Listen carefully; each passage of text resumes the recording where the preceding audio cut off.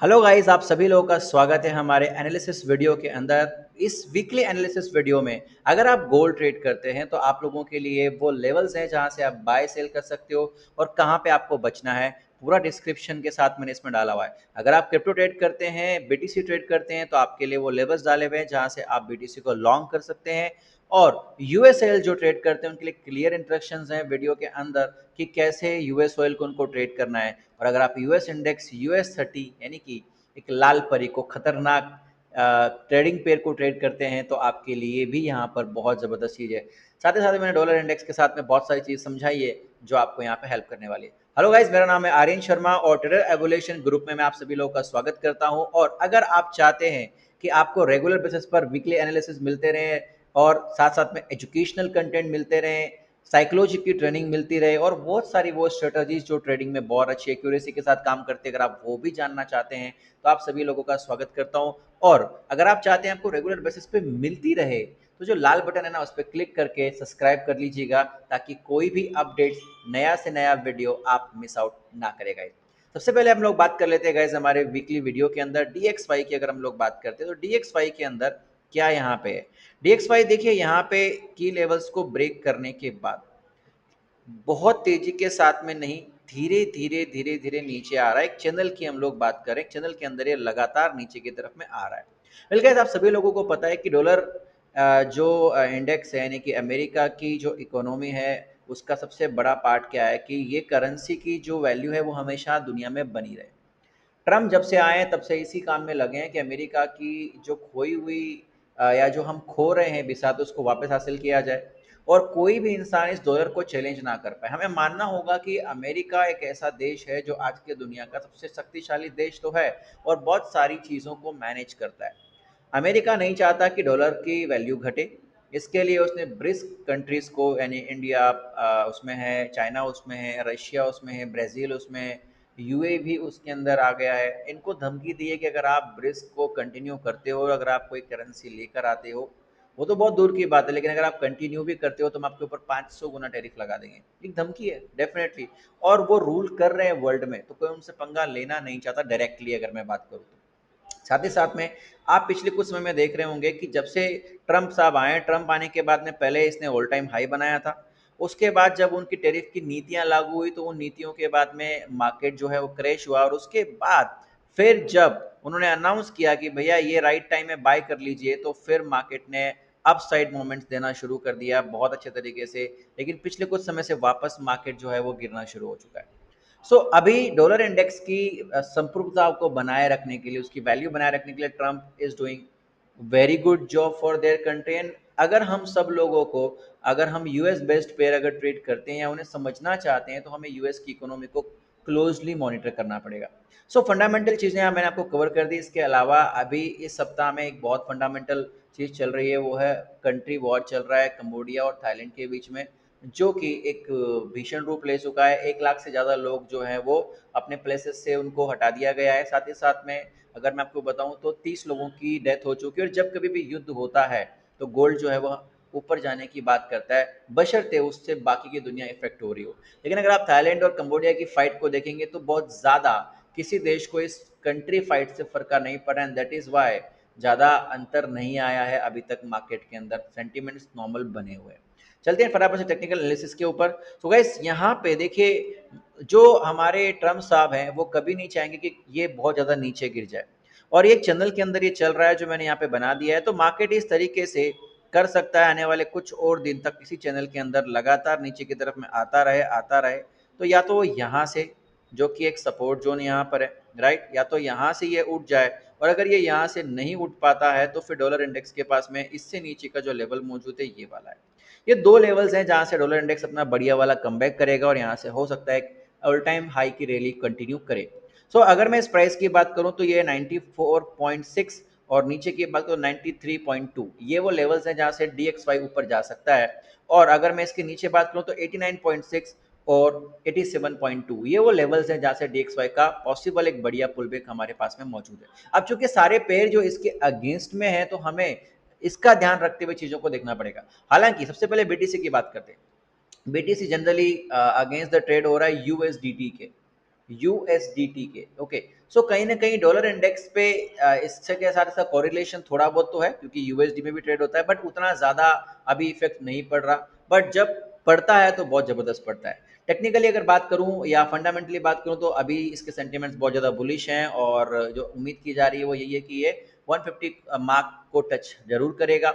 आने वाले long term में इसको $2 लाख तक भी देखा जा रहा है, यानी कि दुनिया की सबसे महंगी करेंसी ये बन चुका है, इसमें कोई शक की बात नहीं है। बट हमें क्या, हमें तो बाय करना है सही जगह से ताकि हम पैसा बना सके, और अगर हमने बाय किया हुआ तो हमें एग्जिट करना है सही जगह पे ताकि हम अपना पैसा अपने घर लेके जा सके। गाइस, 2 ग्रेविटी जोन मैंने यहाँ पे मार्क किए हैं। देखिए, क्लियर ब्रेकआउट हुआ था, यहाँ पे ब्रेकऑफ स्ट्रक्चर हुआ, आप देख सकते हैं। मैं इसको थोड़ा सा करेक्ट कर देता हूँ। इस ब्रेकऑफ स्ट्रक्चर के बाद में मार्केट जो है उसने एक छोटा सा रिट्रेसमेंट दिया, और उसके बाद एक बढ़िया वाली रैली कंटिन्यू की है। अगर आप यहाँ पे इस फिबोनाची टूल को यूज करेंगे इस जगह से लेके इस जगह तक, आपको दो चीजें समझ में आएंगी कि जो दोनों ग्रेविटी जोन है, ग्रेविटी जोन में मैं किसको मार्क करता हूँ, फेयर वैल्यू गैप हो गया, ऑर्डर ब्लॉक हो गया, सपोर्ट रेजिस्टेंस हो गया, ट्रेंड लाइन सपोर्ट हो गया, ट्रेंड लाइन रेजिस्टेंस हो गया, फिबोनाची के लेवल्स हो गए, जितने भी पीओआईज हैं उन सबको मैं ग्रेविटी जोन के नाम से इंट्रोड्यूस करता हूँ, जहाँ पे मार्केट खिंचा चला आता है। सो गाइस, हमारे पास में 2 ग्रेविटी जोन है, एक 0.5 के ऊपर, एक 0.5 के नीचे। तो इसलिए यहाँ पे प्रोबेबिलिटीज बढ़ जाती है कि मार्केट जिस तरीके से यहाँ पे रुका है, हो सकता है कि ये ऑलरेडी बहुत सारी लिक्विडिटी बना चुका है लोगों के लिए यहाँ पे। किसकी? बायर्स की। देखिए, सेलिंग जितनी होनी थी, रेड कैंडल्स आप देख रहे हो, जितनी सेलिंग हो रही है उतना ही ऑब्जर्व किया जा रहा है, उसके प्रेशर को मार्केट को गिरने नहीं दिया जा रहा। तो पॉसिबिलिटीज नंबर 1 क्या है? पहली पॉसिबिलिटी मैं देख रहा हूँ कि यहाँ पे इसने स्वेप लिक्विडिटी को स्वीप कर दिया है, राइट। ऑलरेडी लिक्विडिटी स्वीप हो चुकी है, जितने भी लोग यहाँ पर बाई में बैठे हुए थे उन सबके स्टॉप लॉसेस को हंट कर लिया गया है, प्रीवियस लॉस स्वैप हो चुका है। और प्रोबेबिलिटीज क्या है कि इसी सप्ताह में ब्रेकआउट करके यहीं से अपने लिए एक नया ऑल टाइम हाई तैयार कर सकता है गाइस। सो ये हो गया हमारा पहला बाइंग का ऑप्शन। छोटे टाइम फ्रेम पे जाके अगर हमें कुछ अच्छा मिलता है, अच्छा स्ट्रक्चर मिलता है, अच्छा पैटर्न मिलता है, तो हम लोग बीटीसी को करंट इस ट्राइंगल के अंदर से ही बाई कर सकते हैं। लेकिन अगर ये नीचे आता है और अगर यहाँ पे मार्केट को और ट्रैप लोगों को करना है, तो जो अब रिसेंट बाय के स्टॉप लॉसेस होंगे वो कहाँ पे होंगे? इस रिसेंट स्विंग के नीचे। और कमाल की बात क्या है, इस रिसेंट स्विंग के नीचे ही तो ग्रेविटी जोन है। अब ये ग्रेविटी जोन इंपॉर्टेंट बन जाता है जबकि ये 0.50 के ऊपर बना हुआ है। लेकिन क्यों बन जाता है? Because of the liquidity. Liquidity बना दी गई है, लिक्विडिटी एक बार ग्रैब भी कर ली गई है, लिक्विडिटी दोबारा भी बना दी जाएगी, और उसे ग्रैब करते हुए मार्केट अगले ऑल टाइम हाई के लिए जा सकता है। और तीसरा सिनारियो जो है यहाँ पे, अगर मार्केट यहाँ आता है तो it's a high probability buying zone guys. इसको मिस आउट बिल्कुल मत करना, क्योंकि ये वो जोन है जहाँ पे आपको बाय करना ही करना चाहिए अगर मार्केट आपको मिलता है। तो ये तीसरी प्रोबेबिलिटीज है जहाँ पे मार्केट आपको अगर इस वीक में या आने वाले कमिंग वीक्स में बीटीसी में मिलता है, तो आप एक बेहतरीन बाय का प्लानिंग यहाँ पे कर सकते हैं। सेकंड बात कर लेते हैं गाइस हम लोग XAUUSD यानी कि गोल्ड के बारे में। बहुत सारे लोग हैं जो गोल्ड का ही एनालिसिस का वेट करते हैं, और आप लोगों के लिए स्पेशल एनालिसिस लेकर आया हूँ गाइस। सबसे पहली चीज, गोल्ड जो है, जबकि डॉलर इंडेक्स नीचे आ रहा है लेकिन गोल्ड को गिरने नहीं दिया जा रहा। अगर आप गोल्ड की वीकली कैंडल्स की बात करें तो देखिए, जो यूएस हमने डॉलर इंडेक्स की बात की, वो तो इस तरीके से गिरता हुआ इस तरीके से गिर रहा है। लेकिन आप वीकली एनालिसिस देखोगे तो होना क्या चाहिए था कि ये बहुत तेजी से ऐसे वैसे उठना चाहिए था, लेकिन ये एक साइडवेज हो चुका है इस बॉक्स के अंदर। ना ये ऊपर जा रहा है या ना ये नीचे जा रहा है। सो क्लियर ब्रेकआउट नहीं हुआ अभी तक, इसलिए इसकी डायरेक्शन कंफर्म नहीं है। और सच बताऊं तो जब क्लियर ब्रेकआउट होगा तब इसकी डायरेक्शन कंफर्म होगी कि अब गोल्ड का अगला चाल क्या है। तो हम इसको एक साइडवेज मोमेंट में अभी ट्रेड कर सकते हैं, लेकिन इसकी साइडवेज मोमेंट भी तो कितनी बड़ी है।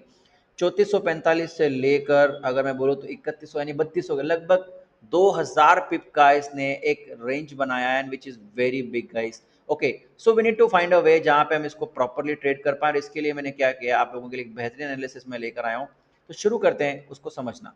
सबसे पहले डे टाइम फ्रेम पे हम लोग जाएंगे गाइस। डे टाइम फ्रेम की अगर मैं आपसे बात करूँ तो यहाँ पे सबसे पहली चीज़ क्या है, मार्केट ने इस ट्रेंड लाइन को अभी तक ब्रेक नहीं किया और ये ट्रेंड लाइन के पास खड़ा है। अगर ये ट्रेंड लाइन को सपोर्ट लेके ऊपर चला जाता है तो फिर ये अगला ऑल टाइम हाई बनाएगा, इसमें कोई शक नहीं है कि फिर ये अगला ऑल टाइम हाई बनाएगा। बट इसके पास में कारण होना चाहिए कि कैसे तोड़ेगा। देखिए, मार्केट को डायरेक्शन कौन देता है? वो देते हैं बड़े बड़े इंस्टीट्यूशंस। बड़े बड़े इंस्टीट्यूशंस ही मार्केट को डायरेक्शंस देते हैं, और गोल्ड ऑलरेडी बहुत ज़्यादा ओवर प्राइज्ड है। ओवर प्राइज्ड है ऑलरेडी। जो बड़े इंस्टीट्यूशंस थे वो प्रॉफिट बना चुके हैं, नीचे से मार्केट को लाए थे, ऊपर ला के उन्होंने बुक कर लिया होगा। सो वो चाहेंगे कि मार्केट थोड़ा पुल बैक करे ताकि वो फिर से बाय कर सके। तो इंस्टीट्यूशंस का यहाँ पे उतना फायदा नहीं है इसको ऊपर लेके जाने में, लेकिन नीचे लेके जाने में फायदा है गाइस, क्योंकि बहुत टाइम से ये यहाँ पे रुक गया है, तो बहुत सारे लोग यहाँ पे बैठे होंगे।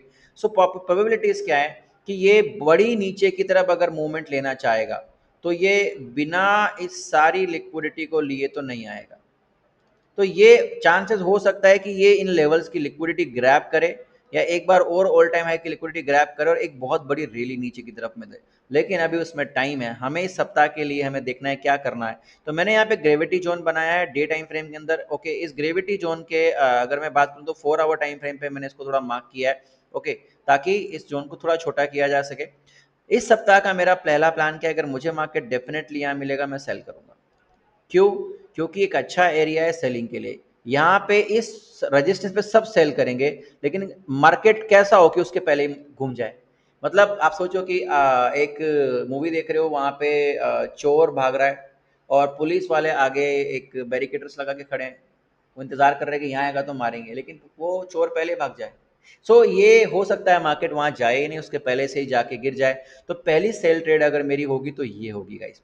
दूसरी सेल ट्रेड की अगर मैं बात करूं गोल्ड में, तो वो होगी लिक्विडिटी ग्रैब होने के बाद मुझे कम से कम 1 आवर में एक पैटर्न बने चेंज ऑफ कैरेक्टर का वापस से, तो मैं वापस से सेलिंग देखूंगा। अदरवाइज मैं ऑल टाइम हाई पे सेलिंग नहीं देखूंगा। ठीक है, बाइंग की अगर हम लोग बात करें तो बाइंग हम कहाँ से ले सकते हैं गाइस। सबसे पहले मैं वैल्यू लिखवा देता हूँ आपको कि ये जो बॉक्स बना है इसकी वैल्यू है, इसको आप स्क्रीनशॉट ले लीजिए, मार्क कर लीजिए, 3397 से लेके 3436। It's a very big zone guys. इसको छोटा करना है तो आप 1 आवर में चले जाना, और 1 आवर में इसको मार्क करना है तो आपके लिए यहाँ पे मल्टीपल ऑप्शंस आपको मिल जाएंगे। और अगर मैं इसको मार्क करना चाहूँगा तो फिर मेरे पास में क्या ऑप्शंस हैं। This is the fair value gap, जहाँ पे मैं इसको देख रहा हूँ, इसके ऊपर कोई फेयर वैल्यू गैप नहीं है, और इसके ऊपर ये एक प्रकार से मल्टीपल यहाँ पे कैंडल्स बनी हुई है। तो ये अगर आपको छोटा करना है तो इतना, अदरवाइज मैं तो इसको अभी फिलहाल पूरा ही देखना चाहूंगा। नेक्स्ट अगर मैं बाइंग की बात करूं तो बाइंग के लिए मैंने यहाँ पे एक सपोर्ट एरिया बनाया है। अब ये ट्रेंड लाइन ब्रेक करके ये पॉसिबिलिटीज है कि एक फेकआउट दे दे, फेकआउट दे दे और इसकी लिक्विडिटी ले ले। अगर बायर्स को बाहर निकालना है तो ये सबकी लिक्विडिटी पड़ी है इस ग्रेविटी जोन के यहाँ पे, तो इसकी लिक्विडिटी लेने के बाद कोई पैटर्न अगर बनता हुआ दिखता है तो अगले ऑल टाइम हाई की तैयारी कर लीजिएगा। यहां से भी मार्केट बाय के लिए जा सकते हो। पहला बाइंग एरिया मेरा ये ट्रेंड लाइन का सपोर्ट नहीं है, ये ग्रेविटी जोन है, और इस ग्रेविटी जोन के आसपास अगर ये टूटता है तो दूसरा ग्रेविटी जोन गाइज मेरा ये वाला है, जहां पे मैं इसको बाय देखना चाहूंगा।